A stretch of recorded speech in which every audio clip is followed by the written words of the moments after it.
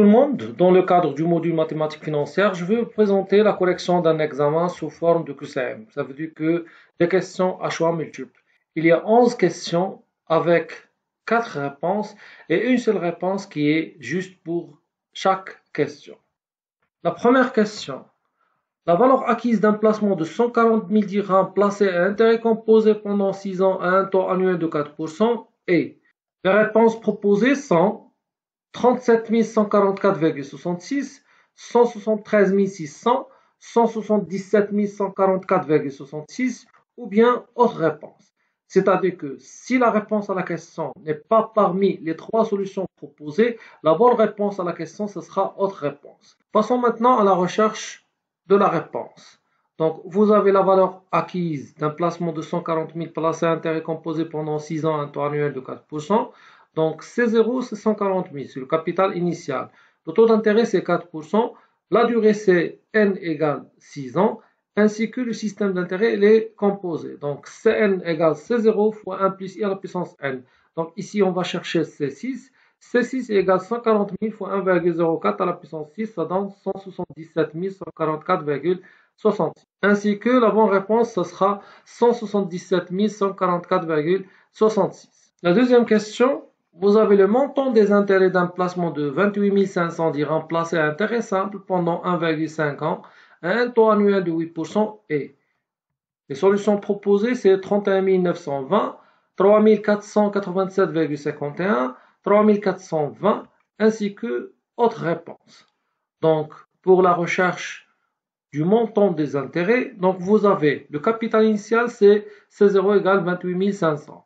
Le taux d'intérêt, c'est 8%. N, c'est 1,5 ans, ainsi que le système d'intérêt 5. Donc, on peut calculer directement le montant des intérêts par C0 fois T fois N. C'est 28 500 fois 8% fois 1,5, ça donne 3420. Donc, la bonne réponse, c'est 3420. Troisième question. Une personne a placé pendant 2 ans une somme de 8 000 à intérêt simple au taux annuel de 10%. Les intérêts sont payés au début de période. Le taux effectif post-compté de ce placement est.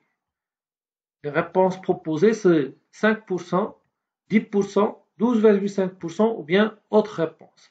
Bien sûr, pour les intérêts qui sont post-comptés, donc on peut calculer le taux effectif. Donc, le taux effectif, on le calcule soit par la relation directe, TE égale T sur 1 moins T fois N. Donc, ici, vous avez T, c'est 10%. N, c'est 2 ans. Donc, 10% sur 1 moins 10% fois 2, ça donne 12,5%. Donc, la bonne réponse est 12,5%. Ou bien, on peut le calculer donc, sur le montant de 8000. Ça va donner le montant des intérêts, c'est 8000 fois 10% fois 2, c'est 1600. Donc, la valeur actuelle, c'est 8000 moins 1600, 6400. Donc, on peut calculer le taux d'intérêt par 6400 fois le taux effectif qu'on cherche fois 2, parce que la période ici, c'est 2, égale 1600. Donc, TE égale 1600 sur 6400 fois 2, ça donne 12,5%. Donc, la bonne réponse ici, c'est 12,5%. La quatrième question, une entreprise qui doit régler 500 000 dirhams à l'échéance du 30 mai demande le 9 avril à son créancier de reporter l'échéance au 30 juin. Le montant du nouvel effet que l'entreprise signera pour remplacer le premier au taux d'escompte de 12% et les solutions proposées, c'est 504 903,32, 505 311,86, 513 666,67 ou bien autre réponse. La question est ici de chercher la nouvelle valeur nominale du nouveau effet avec une date d'échéance de 30 juin pour remplacer un ancien effet de valeur nominale 500 avec une échéance le 30 mai. Et le 9 avril, c'est la date d'escompte ou bien la date d'équivalence pour chercher la nouvelle valeur nominale de deuxième effet. Donc, vous avez le montant du nouvel effet, donc c'est la valeur nominale du premier effet fois 1 moins t fois N1 sur 360 sur 1 moins t fois N2 sur 360. Donc N1 représente la durée entre la date d'escompte et la date d'échéance de l'ancien effet et N2, donc c'est la durée entre la date d'escompte et la date d'échéance du nouvel effet. Donc vous avez ici N1, c'est entre le 9 avril et le 30 mai, donc vous avez 21 jours qui correspondent au reste du mois d'avril et le 30 mai, donc ça donne 51 jours. Pour N2, donc c'est entre le 9 avril et la date d'échéance du nouvel effet. Le 9 avril et le 30 juin. Vous avez 21 qui correspond à avril, 31 qui correspond au mois de mai et le 30 jours correspond au mois de juin. Donc vous avez 82 jours. Comme ça, on va trouver 500 000 fois 1 moins 12% qui est le taux d'escompte fois 51 sur 360 sur 1 moins 12% fois 82 sur 360. On va trouver que la valeur nominale du deuxième effet, c'est 505 311,86. Donc la bonne réponse est 505 311,86.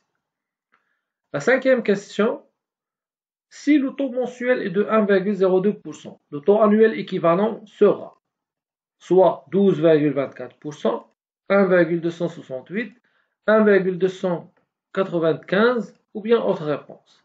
Déjà avec les réponses proposées, donc le deuxième et le troisième ne seront pas de bonnes réponses tant que le taux annuel doit s'exprimer en pourcentage, ainsi que ici, donc là, il dépasse 100%. Donc la bonne réponse sera soit 12,24% ou bien autre réponse. Pour déterminer le taux annuel équivalent à partir du taux mensuel, on a la relation 1 plus IA, ça veut dire que le taux annuel égale 1 plus IM, le taux mensuel à la puissance 12. Donc ici, on va chercher IA au lieu de IM, parce que IM ici, donc là c'est 1,02%. Donc IA égale 1 plus IM à la puissance 12 moins 1. Ça va donner 1,0102 à la puissance 12 moins 1. Ça donne 0,1295, c'est 12,95%. Donc, puisque le premier c'est 12,24%, donc la bonne réponse ici, ce sera autre réponse. Parce que le taux annuel équivalent, c'est 12,95. Ici, vous avez 1,295 n'est pas 12,95%. La sixième question, un débiteur qui doit s'acquitter des dettes suivantes, 24 000 payables dans un an, 16 000 payables dans 2 ans, 30 000 payables dans 3 ans, obtient de son créancier de se libérer par un paiement de 2 tranches égales, la première dans 4 ans et la deuxième dans 5 ans, au taux annuel de 12%. La valeur d'une tranche est soit 26 709,23, 46 167,60, 55 537,08 ou bien autre réponse. Donc ici, on va chercher à remplacer trois dettes avec des valeurs nominales différentes et des dates d'échéance différentes avec deux tranches. Donc deux tranches de paiement. Une tranche dans 4 ans et la deuxième en 5 ans. Et ces deux tranches, ils sont égales. Bien sûr, avec un taux annuel de 12%. Donc on doit chercher à faire l'équivalence entre les trois dettes et les deux tranches. Bien sûr, en faisant l'actualisation, en prenant en considération les dates d'échéance. Donc vous avez, on va considérer que la valeur d'une tranche c'est C, donc ça sera C 1 plus I à la puissance moins N'1, donc c'est la durée ou bien la date d'échéance de la première tranche, plus le même C, c'est la même valeur de la tranche, fois 1 plus I à la puissance moins N'2. Donc N'2 correspond à la date d'échéance de la nouvelle, du deuxième tranche. Égal. C1, c'est le premier capital, fois 1 plus I à la puissance moins N1, donc avec la date d'échéance de la première dette. La deuxième dette, fois 1 plus I à la puissance moins N2, la date d'échéance de la deuxième dette, et plus la troisième dette, donc C3 fois 1 plus I à la puissance moins N3.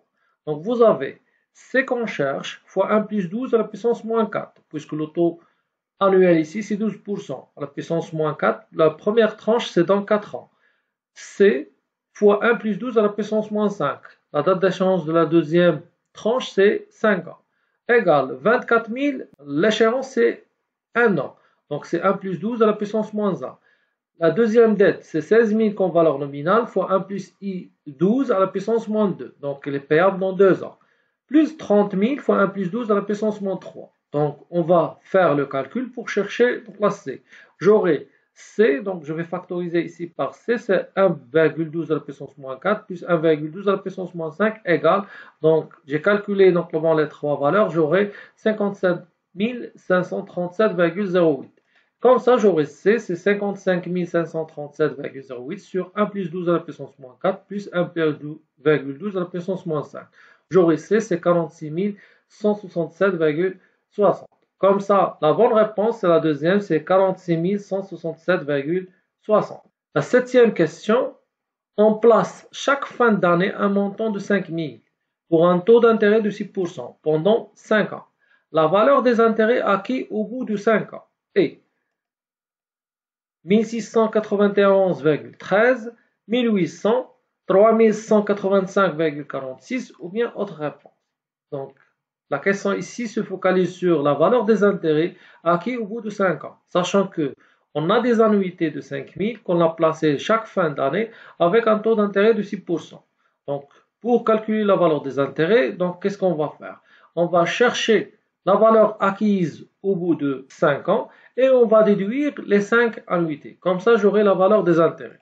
Donc, la valeur acquise au dernier versement, donc c'est A5 égale A 1 plus I à la puissance n moins 1 sur I, c'est 5000 fois 1,06 à la puissance 5 moins 1 sur 0,06. J'aurai 28 185,46. C'est la valeur acquise des 5 annuités. Bien sûr, pour savoir la valeur des intérêts, non pas pour la cinquième, mais pour la totalité, donc la bande des versements, donc on va faire 28 185,46 et on va retrancher les 5 annuités qu'on a payées par 5 000. Donc c'est 5 fois 5 000, c'est 25 000. Donc la valeur des intérêts, c'est 3185,46. Comme ça, la bonne réponse, c'est la troisième, c'est 3185,46. La huitième question. Un individu demande un emprunt de 70 000 au taux annuel de 12% à annuité constante de 10 277,70. La durée de remboursement est 7 ans, 12 ans, 15 ans ou bien autre réponse. Donc ici, on va chercher la durée N. Donc vous avez un individu demande un emprunt de 70 000, donc là c'est la valeur actuelle, c'est à 0. Au taux annuel de 12%, donc ici 12%, avec une annuité constante de 10 277,70. Donc c'est la valeur actuelle à 0 égale à 1 moins 1 plus I à la puissance moins n sur I. Donc vous avez à 0 c'est 70 000, A c'est 10 277,70. Le taux d'intérêt c'est 12%. Donc, on va chercher donc n. Donc, vous avez 70 000 égale 10 277,70 fois 1 moins 1,12 à la puissance moins n sur 0,12.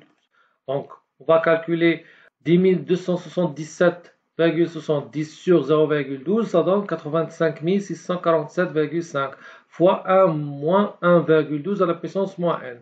Donc, ici, vous avez 70 000 sur 85 647,5 égale 1 moins 1,12 à la puissance moins n. Donc 70 000 sur 85 000, donc ça donnait 0,8173.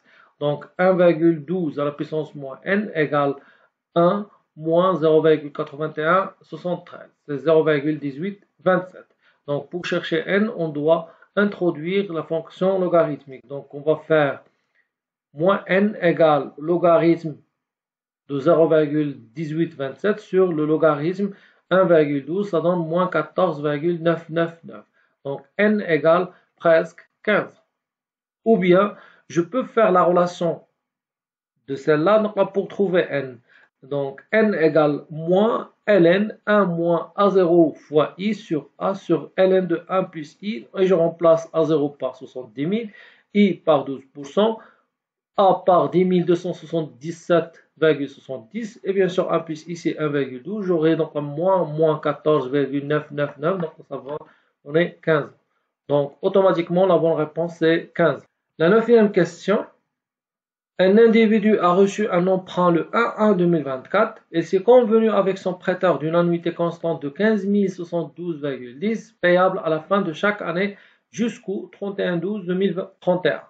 Avec un taux d'intérêt de 7%. Le montant de l'emprunt reçu est, donc on va chercher le montant de l'emprunt, ça veut dire qu'on va chercher à 0.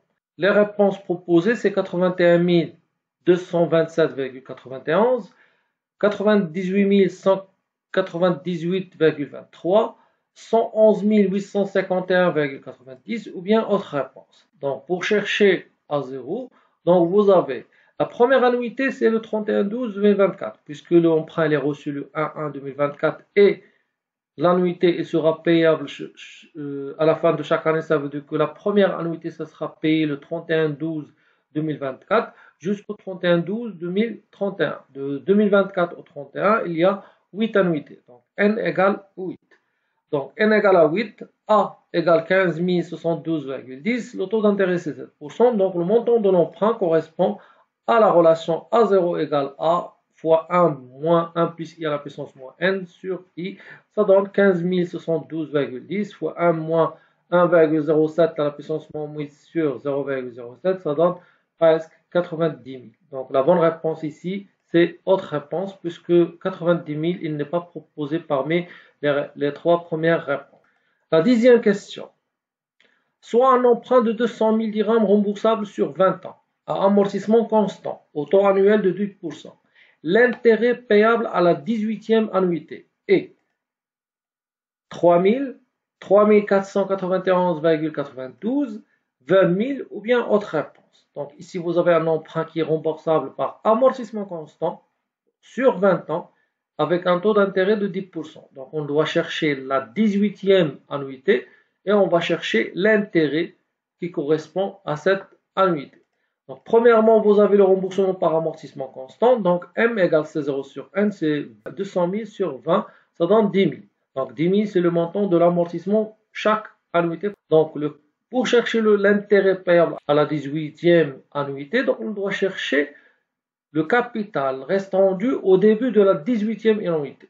Et c'est lui qui correspond à le capital restant dû après le paiement de 17e annuité. Donc, puisque l'amortissement est constant, donc CK égale C0 moins 4 fois M. Donc, C17 égale 200 000 moins 17 fois 10. Ça donne 30 000. Puisqu'on va payer 17 annuités, donc là, chaque annuité, vous avez le montant de remboursement, c'est 10 000 parce que l'amortissement est constant. Donc, au début de la 18e annuité, on aura un capital de 30 000. Et ce capital, on va calculer les intérêts donc là, sur ce capital. Donc, l'intérêt payable à la 18e annuité, il correspond à 30 000. Le capital restant dû au début de la 18e annuité fois 10%, c'est 3 000. Donc, la bonne réponse ici, c'est la première, c'est 3 000. La 11e et la dernière question, vous avez le 8 mai, une entreprise veut remplacer 3 effets. 11 000 échéant le 5 juin, 9 500 dirhams échéant le 10 juillet et 6 000 échéant le 15 septembre avec un effet unique échéant le 30 septembre avec un taux d'escompte de 8%. La valeur nominale de l'effet unique est 26 500, 26 995, 28 620 ou bien autre réponse. Donc, on va chercher ici la valeur nominale de l'effet unique en remplaçant 3 effets. Donc, vous avez la valeur nominale de l'effet unique. Donc, généralement, c'est V égale la somme, quel que soit le nombre des effets on cherche à remplacer. Donc, ici, vous avez 3 effets à remplacer. Donc, K de 1 jusqu'au 3. Donc, N est égal à 3 ici. VK, c'est la valeur nominale de chaque effet fois 1 moins T fois JK. Donc, la durée correspond à chaque effet entre la date d'escompte et la date d'échéance sur 360 sur 1 moins T fois J sur 360. Et J, il correspond entre la durée entre la date d'escompte et la date du nouveau effet unique. Donc vous avez ici, c'est 11 000, le premier effet, fois 1 moins 8%, c'est le taux d'escompte, fois 28 sur 360. 28, c'est la durée entre le 8 mai, c'est la date d'escompte, et le 5 juin, c'est la date d'échéance. Donc vous avez 23 qui correspond au mois de mai, 31 moins 8, ça donne 23, plus 5 juin, ça donne 28 jours. Donc le deuxième effet, plus 9500, la valeur nominale de deuxième effet, fois 1 moins 8%, fois 63 sur 360. 63, c'est entre le 8 mai et le 10 juillet. Donc 23 plus 30 plus 10, ça donne 63 jours. Le troisième effet, c'est 6000 fois 1 moins 8% fois 130 sur 360. 130, c'est entre le 8 mai et le 15 septembre. Donc 23 qui correspond au mai, donc la 30 de juin, 31 de juillet, 31 de août et 15 jours de septembre, c'est 130 jours. Sur 1 moins 8% fois 145 sur 360. 145 qui correspond entre la date d'escompte et la date d'échéance du nouveau effet unique. Donc le 8 mai et le 30 septembre, vous avez 23 plus 30 plus 31 plus 31 de août plus 32 septembre. 145 jours. Comme ça, on aura directement la valeur de l'effet unique, c'est 26 995. Donc ici, vous avez la bonne réponse, c'est 26 995. Comme ça, cette vidéo arrive à sa fin. Merci pour votre attention. J'espère que cette explication sera utile pour vous et à bientôt.